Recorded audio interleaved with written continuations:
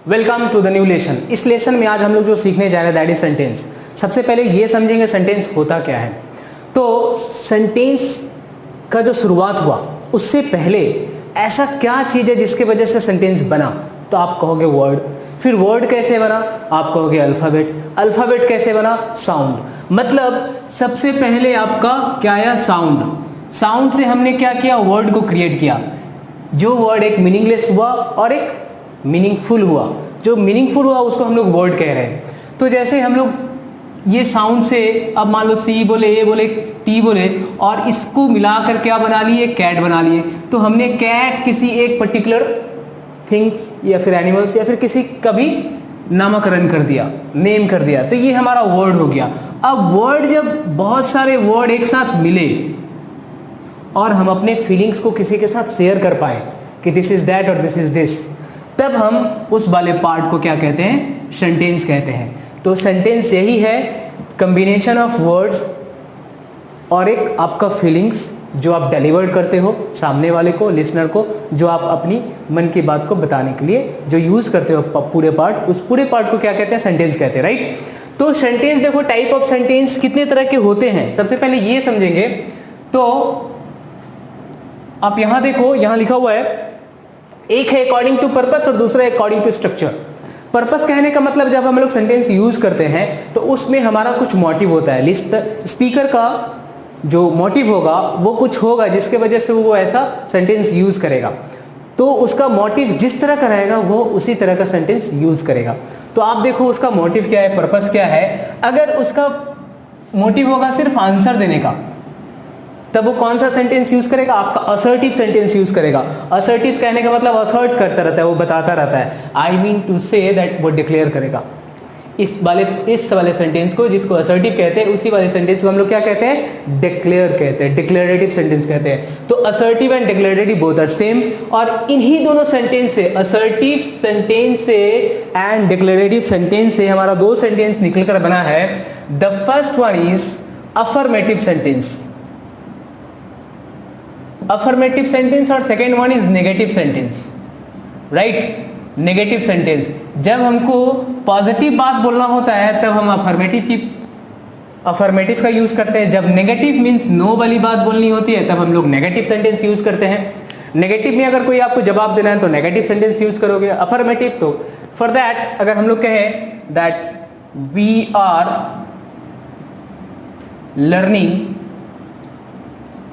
Sentences.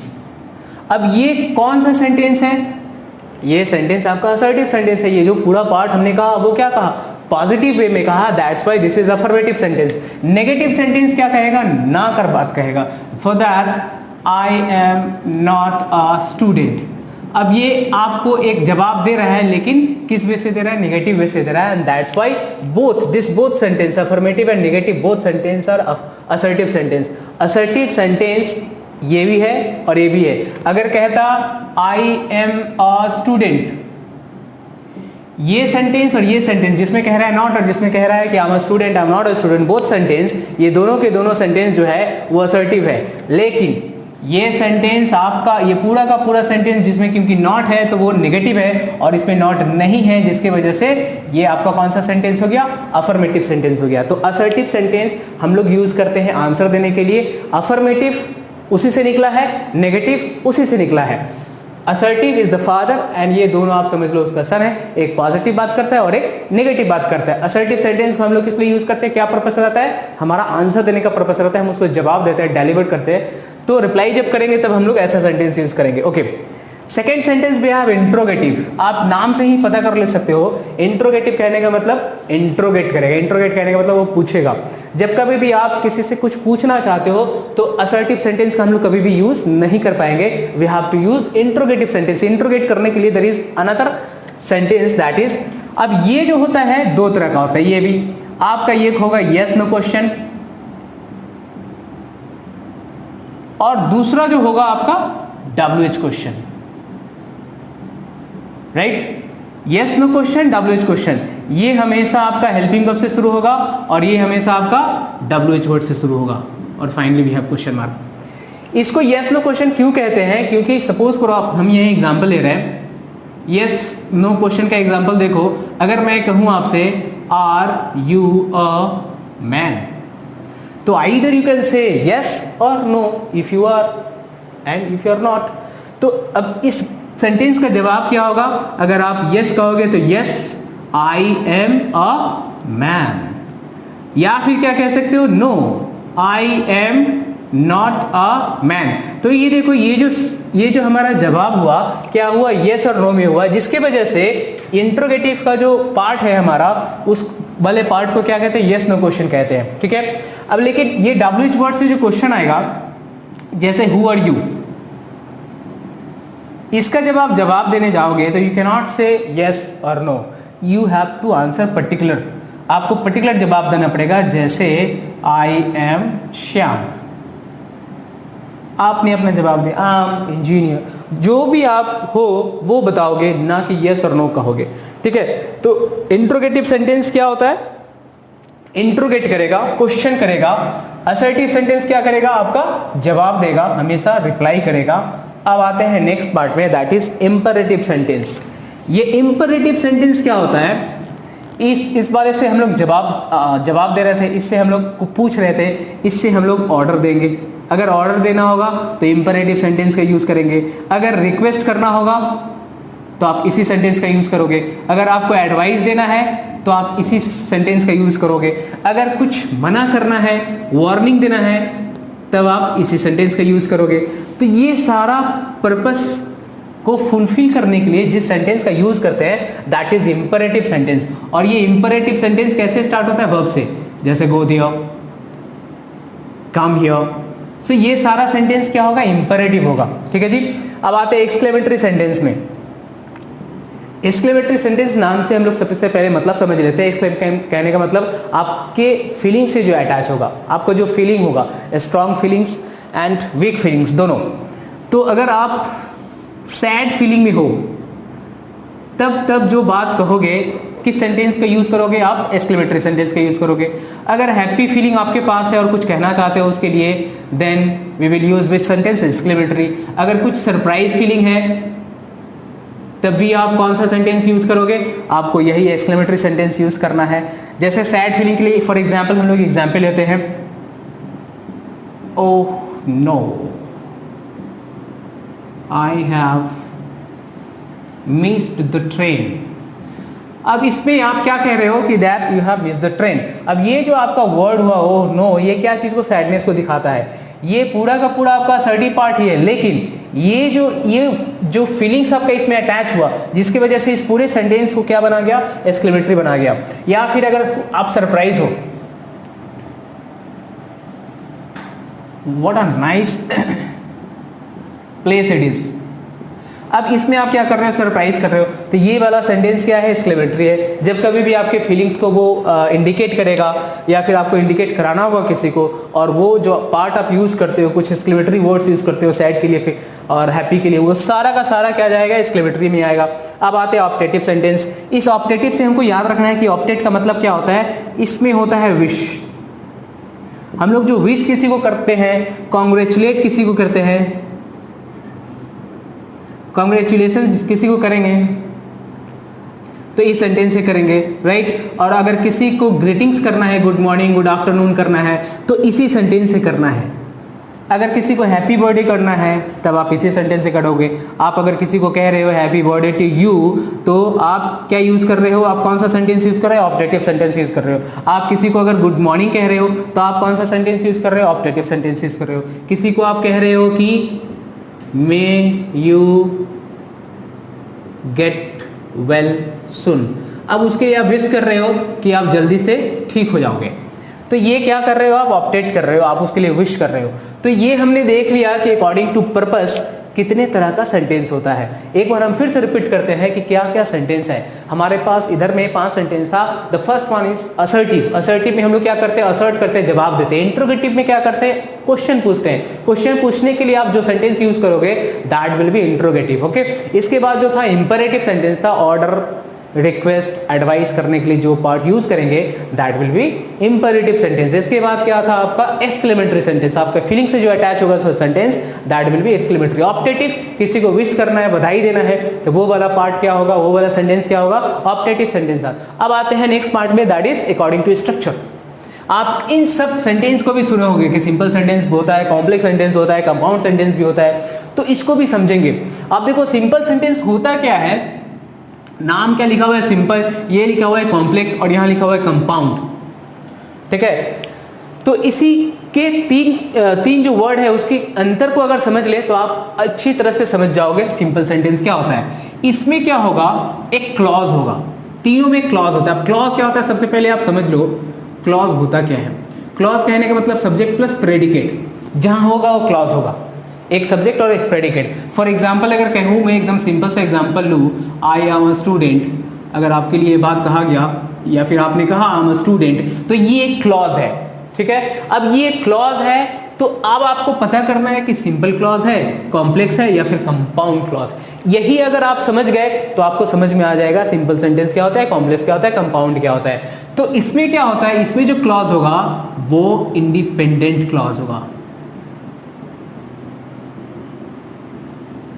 मतलब यहां पर सिर्फ एक क्लॉज होगा, दैट इज मेन क्लॉज।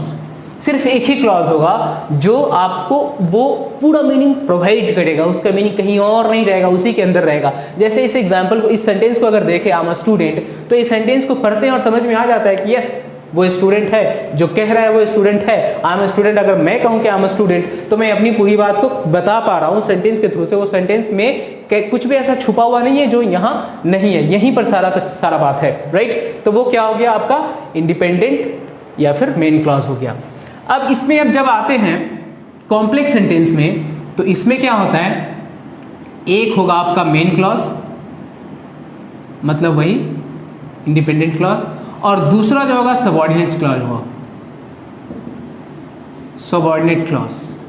अब ये देखिए इस जो सबऑर्डिनेट है, इस सबऑर्डिनेट का मतलब होता है हेल्प, ये हेल्प करने के लिए बना है। ये जो क्लॉज है ये हेल्पर होता है किसका, मेन क्लॉज का। मेन मतलब आप समझ लो बड़ा, और सबऑर्डिनेट मतलब कह लो छोटा। ये नौकर है और ये मालिक है, राइट। तो ये क्या करता है, ये इसको हेल्प करता है। अब आप एग्जांपल देखो यहां पर, आई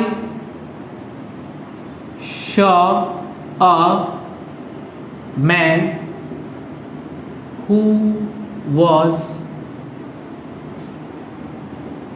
his father। अब आप यहां तक अगर मीनिंग प्रोवाइड करोगे आई सॉ मैन, तो वो क्या कर रहा है, पूरी अपनी बात को बता पा रहा है। लेकिन इसको छोड़ दो, उधर से देखो हु वाज हिज फादर। अब इस हु का मतलब क्या है, इस पार्ट में नहीं है, इतने वाले पार्ट में नहीं है। यहां से यहां तक में अगर हु की मीनिंग को हम लोग फाइंड आउट करने जाए तो वी कैन नॉट गेट, हम लोग को मिलेगा ही नहीं। तो क्या होगा, इस हु का मीनिंग जानने के लिए आप इधर आना पड़ेगा। इसीलिए क्या कहते हैं इसको, सबऑर्डिनेट कहते हैं। इसीलिए इसको क्या कहते हैं, डिपेंडेंट क्लॉज कहते हैं। क्या कहते हैं, डिपेंडेंट क्लॉज कहते हैं। किस क्लॉज को, इस वाले क्लॉज को क्या कहते हैं, सबऑर्डिनेट क्लॉज कहते हैं या फिर डिपेंडेंट क्लॉज कहते हैं। ये डिपेंडेंट क्लॉज क्यों हुआ, सबऑर्डिनेट क्लॉज क्यों हुआ, क्योंकि ये इस वाले क्लॉज को, ये मेन क्लॉज को क्या कर रहा है, वो हेल्प कर रहा है, जिसके वजह से ये कॉम्प्लेक्स सेंटेंस हो जाएगा। एक आपका मेन क्लॉज होगा और एक आपका सबऑर्डिनेट क्लॉज होगा, राइट। और इसमें जो कनेक्टर्स होगा, इसके कुछ कनेक्टर्स होते हैं,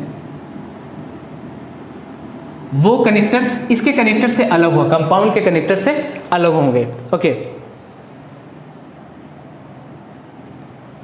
अब आप देखो कंपाउंड सेंटेंस।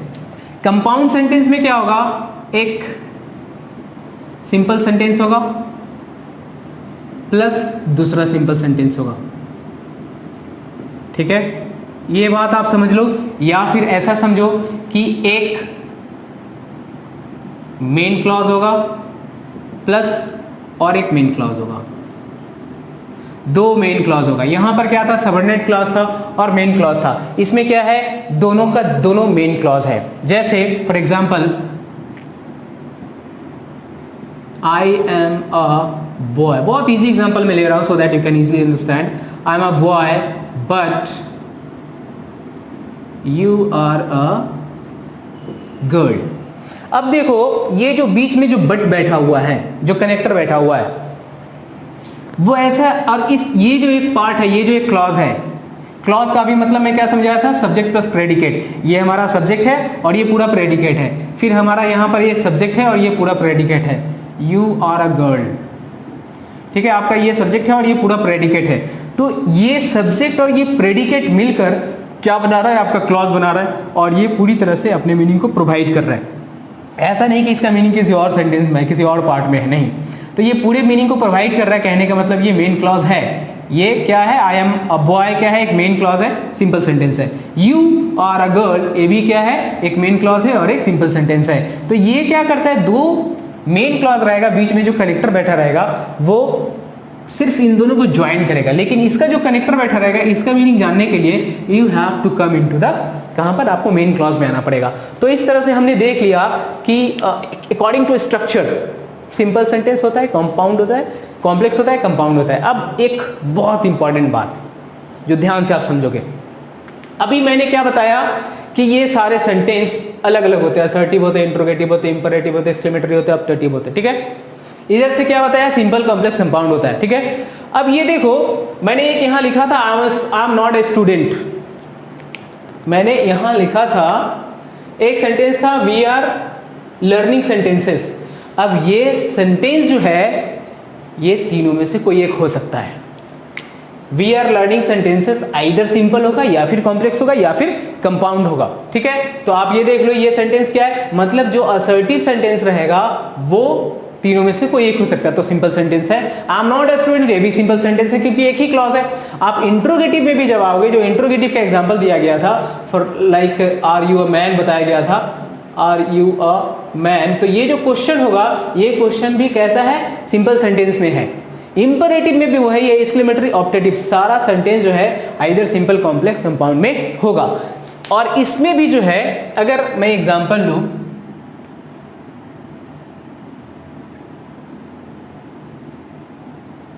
मैं यहां एग्जांपल लेता हूं,